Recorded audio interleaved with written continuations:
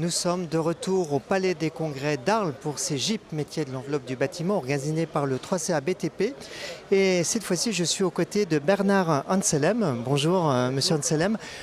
Vous avez animé la dernière conférence inspirante de ces GIP. Vous êtes médecin, auteur, conférencier spécialisé dans les neurosciences des émotions et de la prise de décision.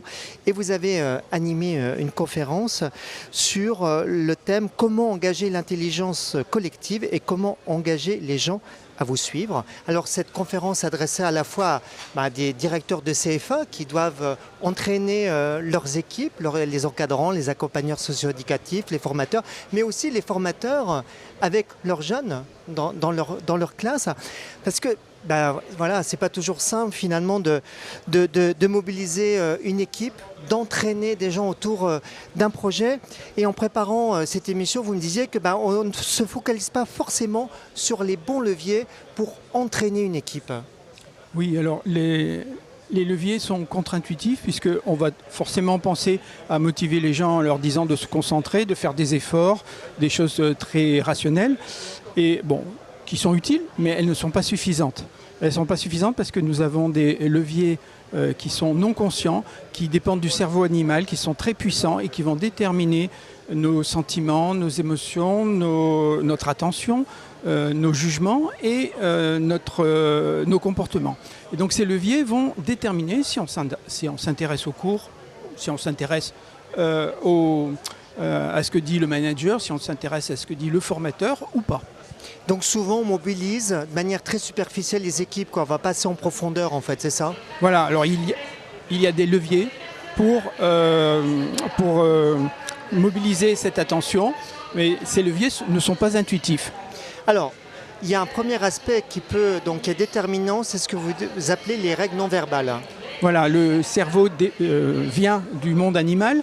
Pendant des millions d'années, il s'est forgé pour communiquer par des règles non verbales avant le langage. Et ces règles sont très puissantes puisque c'est elles qui vont mobiliser nos émotions et notre attention et notre mémoire. Par exemple, vous pouvez en citer quelques-unes? Eh bien, par exemple, si je vous regarde dans les yeux, vous allez vous sentir beaucoup plus motivé, beaucoup plus engagé que si je regarde ailleurs. Et donc ça c'est la direction du regard, mais il peut y avoir aussi les expressions faciales, le ton de la voix, le fait de faire des pauses, d'interroger les personnes une par une, de les impliquer en leur faisant participer au cours ou à la formation. Alors il y a un deuxième aspect qui est important, c'est l'empathie. Il faut être en empathie avec l'autre si on veut le solliciter. Voilà, si vous voulez que les gens s'intéressent à vous, il faut d'abord, avant de parler de vos objectifs, il faut d'abord vous intéresser à eux. Si vous vous intéressez à eux, ils vont s'ouvrir à vous. Si vous restez dans des choses abstraites, ils vont s'intéresser au début, puis leur attention va vite chuter.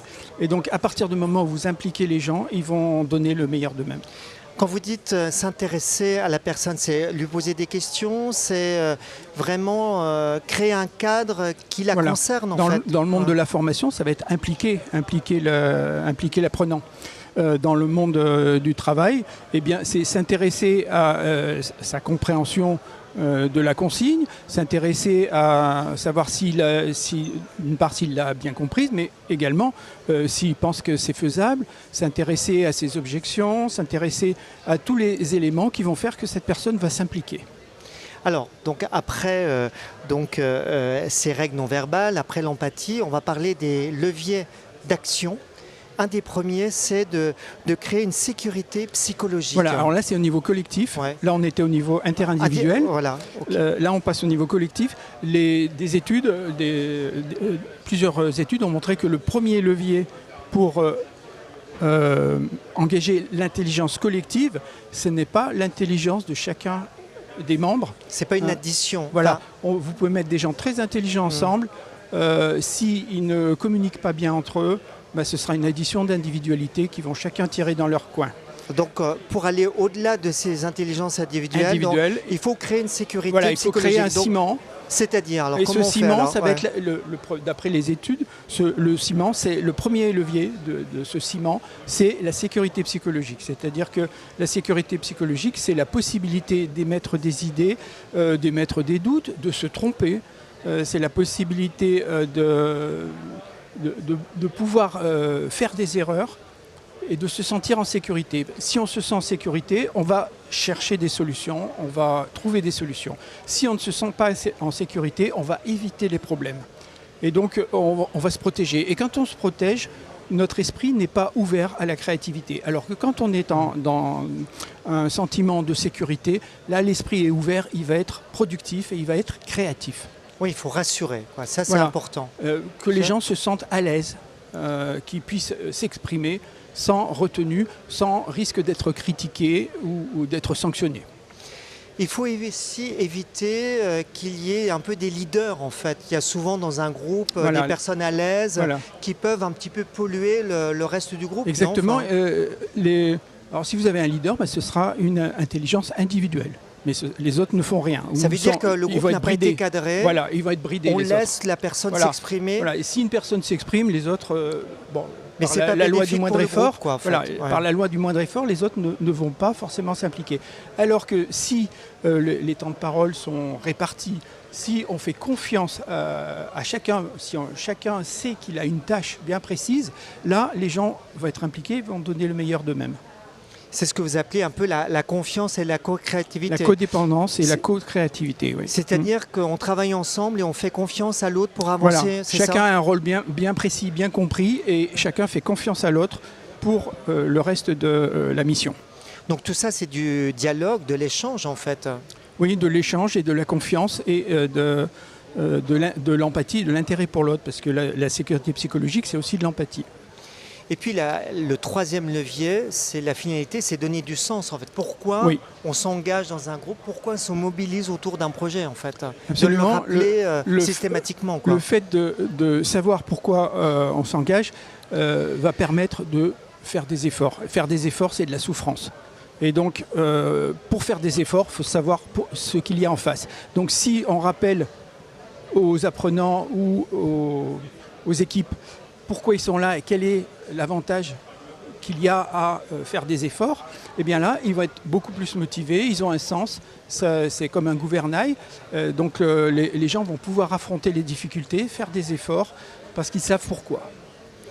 Donc je suis formateur, je retrouve ma classe 2-3 fois par semaine, donc je dois avoir ces idées en tête, c'est ça pour, Voilà. Et, quels sont les conseils que vous donneriez à un formateur justement moi, d'impliquer les gens d'abord en s'intéressant à eux, en leur posant des questions sur eux-mêmes pour savoir pourquoi ils sont là, Mais donc ça ça c'est revient avant le souvent cours. qu'on ne fait pas forcément... Voilà, ça c'est ouais. avant le cours. Ouais. Et pendant le cours, c'est rappeler les buts, le sens de ce cours, les avantages que les personnes vont en tirer, et puis surtout les impliquer en leur demandant leur avis, en leur posant des questions, en écoutant leurs objections, et puis en s'intéressant à leurs difficultés aussi, plutôt que de les rabrouer quand ils disent une bêtise. Oui, ce sont des principes que le formateur doit intégrer presque Voilà. au quotidien. Et en surtout, fait. ce sont des principes qui Ouais. sont contre-intuitifs. Ouais. Ce sont pas au niveau du bon sens, on ne va pas forcément aller vers ces choses-là. Or, le cerveau social fait que, hérité des animaux, fait que ces éléments sont extrêmement puissants. Très bien. Ben, écoutez, merci beaucoup Bernard Anselem pour Merci, je vous toutes ces remercie. précisions et ces clés que vous avez apportées donc, aux formateurs. Merci infiniment. Et on se retrouve donc très vite sur ces GIP métiers de l'enveloppe du bâtiment. À tout de suite.